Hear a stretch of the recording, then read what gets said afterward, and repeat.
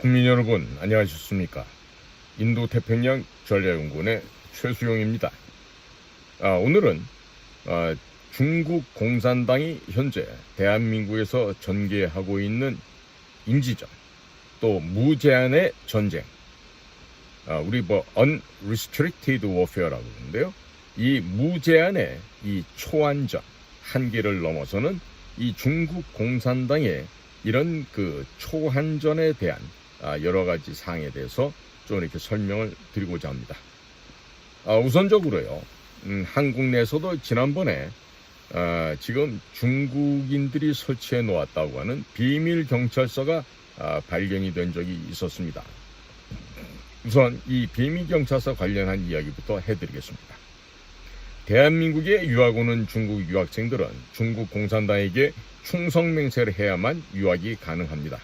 현재 한국에는 대략 중국 사람들이 한 100만 명 정도 거주하고 있습니다. 최근 언론에 알려진 중국 비밀 경찰서는 한 곳으로 알려져 있지만 한국 전역에 중국 식당을 비롯하여 중국인을 위한 시설이 너무 많기 때문에 몇 개의 중국 경찰서가 존재하는지 파악하는 것은 대단히 불가능한 상태라 하겠습니다.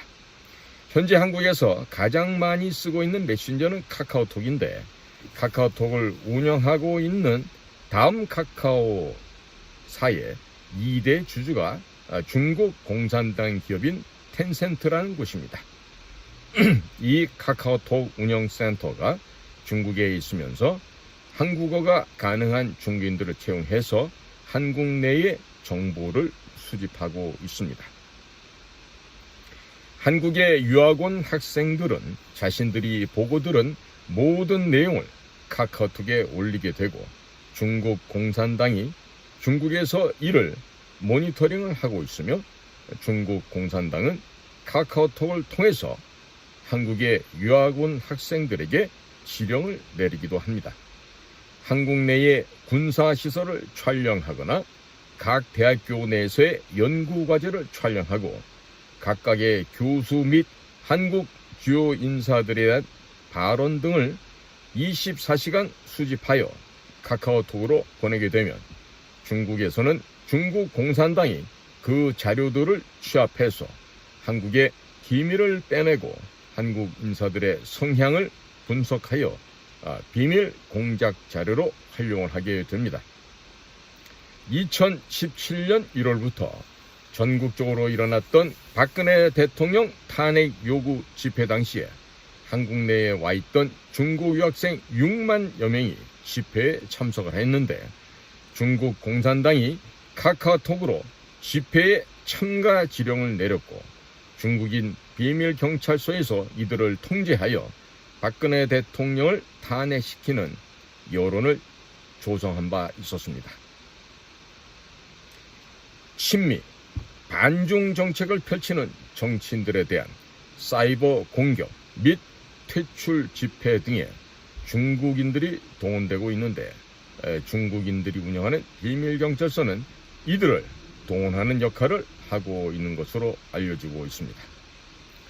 자, 두 번째로 중국 공산당의 통일 전선에 대해서 말씀을 드려보겠습니다. 2016년 박근혜 대통령은 한미 우주협정을 체결하였습니다. 주한미군 기지 내에 사드 배치를 승인하였습니다. 그러자 중국 공산당 기관지인 인민일보에서 박근혜 대통령이 탄핵될 수 있다는 사설이 나왔고, 갑자기 한국에서 박근혜 대통령에 대한 탄핵 운동이 벌어졌습니다. 당시 박근혜 대통령이 몸담고 있었던 새누리당, 현재 국민의힘은 2009년에 중국 공산당과 업무 교류 협약을 맺었고, 이 업무 교류 협약 MOU 내용을 보면 한미 동맹을 무력화시키는 내용들이 들어있었고, 심지어 이 업무 교류 협약 MOU를 파기할 때에도 상호 합의하에 파기하도록 되어 있었습니다. 사실상의 노예 계약서입니다. 현재 윤석열 대통령이 몸담고 있는 바로 국민의힘이라는 정당입니다. 이미 한국의 주요 정당 및 대부분의 정치인들이 중국 공산당의 노예 상태로 전락하였지만 한국 국민들은 모르고 있었습니다. 한국의 가장 유명하고 좋은 대학이라고 하는 국립서울대학에는 시진핑 기념관이 있습니다. 대한민국을 건국하신 건국 대통령 이승만 대통령의 동상조차 없는 서울대학교에서 시진핑 기념관이 존재한다는 사실은 이미 서울대학교 학생들과 교수들이 중국 공산당의 노예 상태로 전락해버렸다는 것을 의미합니다. 서울대 졸업생들이 한국 내의 정치인, 언론인, 법조인, 교수, 경찰, 공무원, 기업인 등 한국 사회에서 중요한 직책에 임명된다는 점을 감안해 본다면 한국 내 대부분의 엘리트들은 중국 공산당의 노예 상태로 전락했다고 보는 것이 맞을 것입니다. 따라서 대통령이 바뀌어도 친중 정책은 계속 나오고 있고 전국 대학의 30개가 넘는 공자학원에 대한 이 대한민국 국민들을 세뇌시키고 있습니다. 또 이들은 다양한 방법으로 한국 내 선거에 개입하고 있기 때문에 앞으로 10년 안에 한미 동맹이 파기될 수도 있습니다. 자, 그럼 세 번째로 중국 공산당 스파이가 정치인들에게는 과연 어떠한 영향력을 행사할 수 있을까요?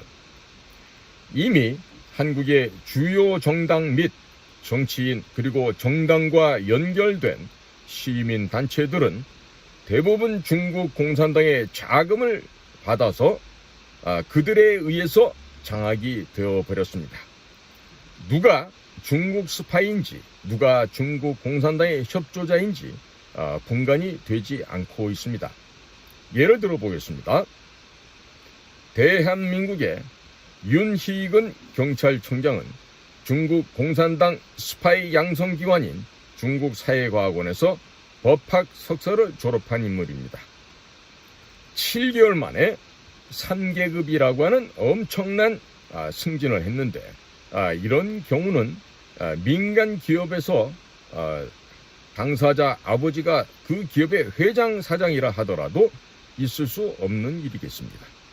중국 공산당 스파이 양성학교를 졸업한 사람이 어떻게 경찰청장에 임명될 수 있었는지 아무도 모릅니다.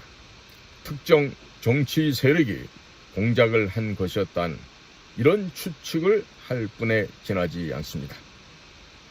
이미 한국 내에 있는 정당, 경찰, 검찰, 법원, 언론, 시민단체 등 거의 대부분의 기관들이 중국 공산당의 자금에 물들어 있기 때문에 중국 공산당의 한국 내 침투 현황을 취재해서 보도하던 기자들이 한국 경찰에 의해서 체포되거나 구금되는 일들이 벌어져 왔습니다.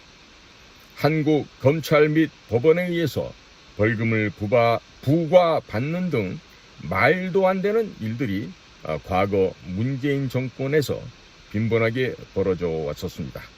현재는 정치 권력이 변화가 되었습니다. 정권이 바뀌었습니다마는 아직도 아무런 조치가 개선되지 않고 있는 상태입니다. 자, 그렇단 네 번째로 중국 공산당 스파이들은 돈과 협박을 어떻게 활용하고 있는지 살펴보도록 하겠습니다.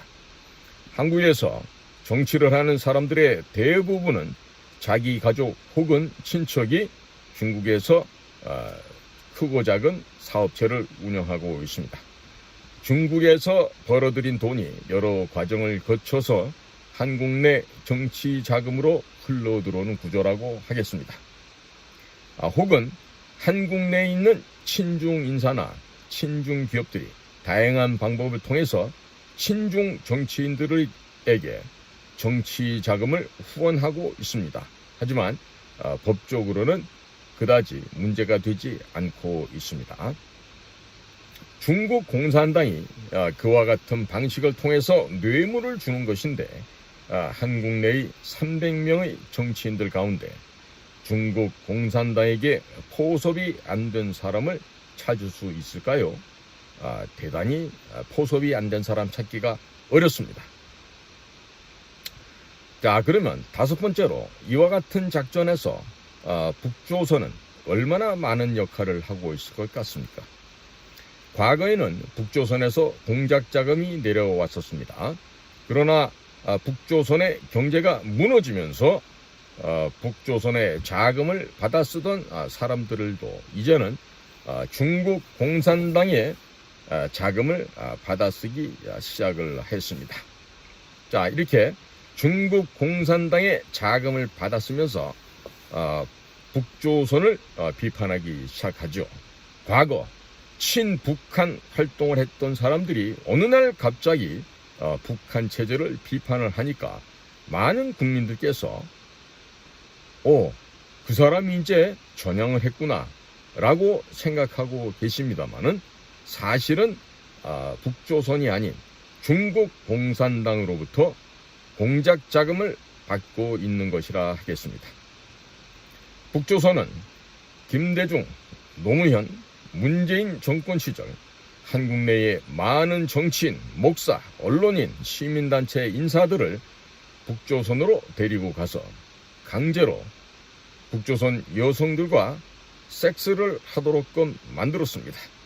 그리고 이들에게 섹스하고 있는 사진과 이 섹스 동영상을 보여주면서 협박을 합니다. 대한민국의 남성들과 잠을 잤던 북조선의 여성들은 아이를 낳게 되는데 이 아이들의 사진을 주기적으로 대한민국 내 인사들에게 보내면서 북조선의 대남 공작기관의 말을 듣도록끔 협박을 합니다. 대한민국 국회의원 300명 중 중국에 또 북조선에 포섭 안 된 사람을 발견한다는 것은 백사장에서 바늘을 찾는 것만큼 어려운 일이 될 것입니다. 지방자치단체 정치인들까지 내려간다면 더욱 참담한 상황이 되고 말 것입니다. 문재인 정권 당시 MBC, KBS 등등의 방송국의 방송 차량 및 방송 장비들이 북한의 공연 촬영차 넘어갔다가 모두 두고 왔다. 빼앗긴 것이 아닙니다. 자발적으로 그 평양에다가 두고 온 사건이 있었습니다. 방송국 차량은 이동식 미사일 컨트롤 타워가 되고 또 방송 장비에 들어가는 첨단 렌즈 및 산업용 반도체들은 미사일 부품으로 전용이 되고 말았습니다. 이로 인해서 지금 북조선 애들이 지금 군사 정찰 위상이다 뭐다 해서 지금 발사를 하고 있습니다. 또 문재인은 김정은에게 한국의 원자력 발전 기술, 특히나 중수로 발전 기술과 그리고 무기 방위 산업체의 해커들이 침투해 들어갈 수 있는 소스 코드나 패스워드 등등의 이런 귀중한 자산들이 들어가 있는, 그리고 대한민국을 주둔하고 있는 미군에 관련된 이러한 비밀 정보 내용들까지 USB에 담아 넘겼다고 합니다. 자, 그런데 윤석열 정권의 국가정보원에서는 전혀 수사를 하지 않고 있습니다. 수사에 대한 착수조차 하지 않고 있습니다. 이와 같은 중요한 정보들은 모두 중국, 이란, 헤즈볼라, 하마스 등으로 넘어갔을 것으로 추정이 되고 있습니다. 앞으로 이스라엘과 미국을 공격하는데 아주 혁혁하게 사용될 것으로 전망을 하고 있습니다. 미국의 정보 당국에서는 이러한 장비들의 행방에 대해서 한국 정부에 대해 수사를 촉구하는 것이 마땅하다고 하겠습니다. 자, 여섯 번째로 최근 한국의 13개 극장이 동시에 미국 공연예술단인 션윈의 대관을 거부했습니다.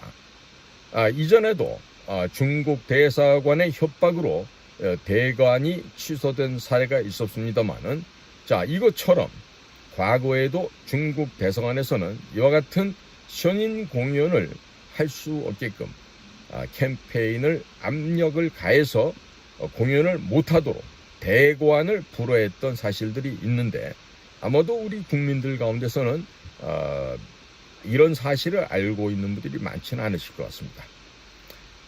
앞서 말씀드린 바와 같이 한국 내에서의 공무원, 정치인, 언론인, 시민단체 등등은 거의 대부분 중국 공산당에 의해서 오래전에 포섭이 되었습니다.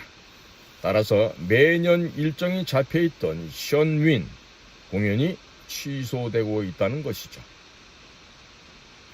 션윈 공연은 후반부 5분의 4쯤 가게 되면 중국 공산당의 장기 매매, 인권 유린, 언론 탄압 등의 사례가 구체적으로 나오게 됩니다.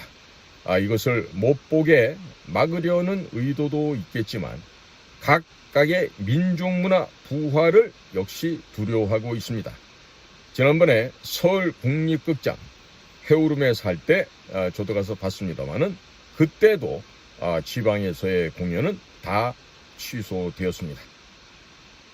7번째, 지금 미국의 예술공연단 션윈은 중국 공산당이 중국에서 파괴한 수많은 문화를 선보이고 있습니다. 그러면 중국 공산당이 왜 이 문제에 그렇게 신경을 쓰고 있겠습니까? 중국 공산당은 사탄, 악마 그 자체입니다. 따라서 선한 인간의 본성이 되살아나는 것을 두려워합니다. 또한 중국 내부의 56개 민족별로 고유한 문화를 가지고 있는데 그 문화가 부활하면 중국은 56개 민족으로 분열되면서 중국은 해체될 것입니다. 따라서 중국의 해체를 막기 위해서 각 민족 간의 고유한 전통 문화가 살아나는 것을 철저히 막아야 하는 것이 바로 중국 공산당인 것이죠. 자, 그러면 8번째로 북조선이나 중국 공산당이 한국에서의 선전 활동을 어떻게 하고 있을까요? 또 보통 어떤 모습으로 이런 비밀 선전 활동, 공작 활동을 하고 있을까요?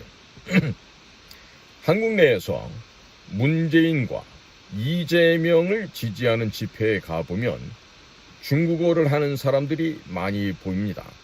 한국어를 전혀 내지는 거의 알아듣지 못하는 사람들이 왜 그러한 집회에 나오겠습니까? 한국의 주요 인터넷 기업인 네이버와 다음 카카오는 자사의 인터넷 서비스에 대한 모니터링 센터를 중국에 차려놓고서 중국인들을 채용해서 모니터링을 하고 있습니다.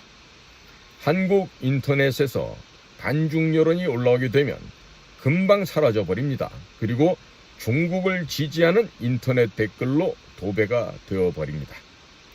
한국 내에서의 여론을 반미 친중 정당이 선거에서 유리하도록끔 유도하는 작업을 북조선과 중국의 사이버 팀들이 하고 있는 것입니다. 최근 국정원은 선거관리위원회를 조사한 결과 해킹에 매우 취약해서 충분히 선거 결과를 바꿀 수 있다고 발표하였습니다. 또 각 정당의 후보를 선출하는 온라인 투표 과정도 보안이 허술하여 누구나 들어가서 투표를 할 수 있다라고 밝혔습니다.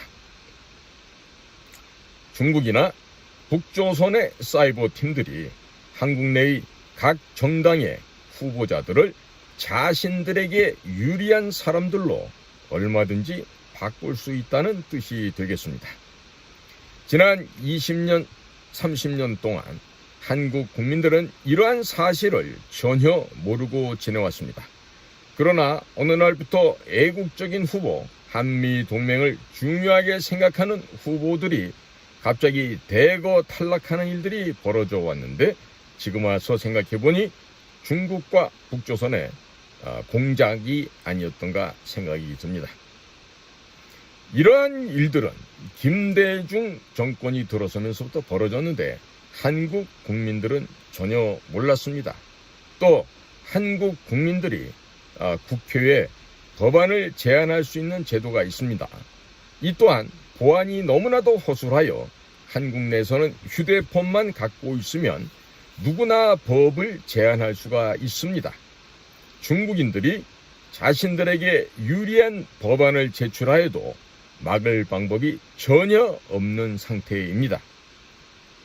이미 한국 내 두 메이저 정당은 중국 공산당과 업무 교류 협약을 체결하였으며 두 개의 소규모 정당은 친북한 운동을 하던 사람들이 만든 정당이 됩니다. 10년 내에 아마도 한미동맹은 파기될 것이고 미국은 대한민국을 잃어버리게 될 수도 있다는 점을 반드시 인지해야 하겠습니다. 자, 그러면 9번째로 이와 같은 작전이 한국에서는 얼마나 광범위하게 퍼져 있겠습니까? 중국과 한국은 너무나 가깝습니다. 그리고 중국은 한국보다는 경제력 및 인구 등 많은 부분에서 앞서 있다고 하겠습니다. 따라서 한국 내에서 중국과 북조선의 공작에 오염 안 된 부분을 발견하는 것은 매우 어려울 것입니다. 그러나 국민들은 자신들이 중국과 북조선의 공작에 넘어갔다는 이 엄연한 사실조차 인지하지 못하고 있는 것입니다. 한국 내 종교기관의 90%는 공산주의 교육기관으로 바뀌었습니다. 그러나 국민들이 인지하지 못하고 있을 뿐입니다. 중국 공산당이 북조선이 한국인들의 무의식을 지배해버렸기 때문에 한국민들은 자신들이 공작을 당했다는 사실을 모르고 있습니다. 자, 10번째로 중국 공산당의 위협과 뇌물 제공이 정치와 비즈니스에는 얼마나 어떠한 영향을 미치는지 살펴보겠습니다. 앞서 말씀드린 바와 같이 한국에서 중국 공산당과 북조선에 의해서 약점이 잡히지 않은 정치인, 언론인, 종교인, 학자, 시민단체 등을 찾기가 쉽지 않을 것입니다. 물론 중국 공산당과 북조선의 공작을 알아보고 저항하는 이들이 있습니다만 그들은 매우 극소수입니다. 그들은 돈이 없습니다. 이미 지난 수년 동안 자신들의 재산을 팔아서 중국 공산당에 저항하는데 다 써버렸거나 각종 소송 비용으로 모두 소진하여 이제는 거의 소멸 상태라 하겠습니다. 미 정보당국이 한눈을 팔고 있는 사이에 중국 공산당은 한국의 친미 세력들에게 각종 소송을 걸어서 경제를 파탄시켜 버렸습니다. 미안한 이야기가 될 수도 있겠지만 워싱턴의 정치인들이 중국과 협력하여 같이 잘 살 수 있을 것이라 생각했을 때 이미 중국 공산당은 미국에서 벌어들인 막대한 자금으로 한국을 중국의 식민지로 만들어 버렸습니다. 미국 정보기관들이 휴식을 취하고 있는 사이 중국 정보기관은 미국 선교사들이 만든 대한민국을 가져가 버렸습니다. 한국의 한미 동맹 세력은 자금이 없어서 더 이상 싸우기도 힘든 상황이라 하겠습니다. 중국 공산당의 막대한 자금을 앞세운 한국 내에서의 친중 세력들을 당해낼 수가 없었습니다. 이대로 10년이 지나가게 된다면 한미동맹은 파기될 수도 있겠습니다. 미국 정보기관이 중국 정보기관과의 전쟁에서 처참하게 참패하였다고 해야 하겠습니다. 자, 국민 여러분, 지금 오늘 제가 중국의 무제한적인 전쟁이 지금 국내에서 어떻게 벌어지고 있는지 이 점에 대해서 지금 말씀을 드렸습니다. 이 내용은 제가 최근 미국 뉴욕에서 지금 취재차 왔던 에포크 타임의 조슈아 필립과도 대담을 나눴던 이런 내용들이 되겠는데요. 조슈아와 했던 대담은 이 전 내용을 다 담을 수는 없었고 한국에 있는 여러 유명 인사들과의 인터뷰를 종합하는 과정에서 제가 인터뷰한 내용도 포함되어 있었다는 점을 말씀을 드립니다. 오늘은 중국의 Unrestricted Warfare, 초한전이죠. 제한이 없는 무제한의 전쟁이 어떻게 되어 있는지 빙산의 일각만 지금 오늘 말씀을 드렸습니다.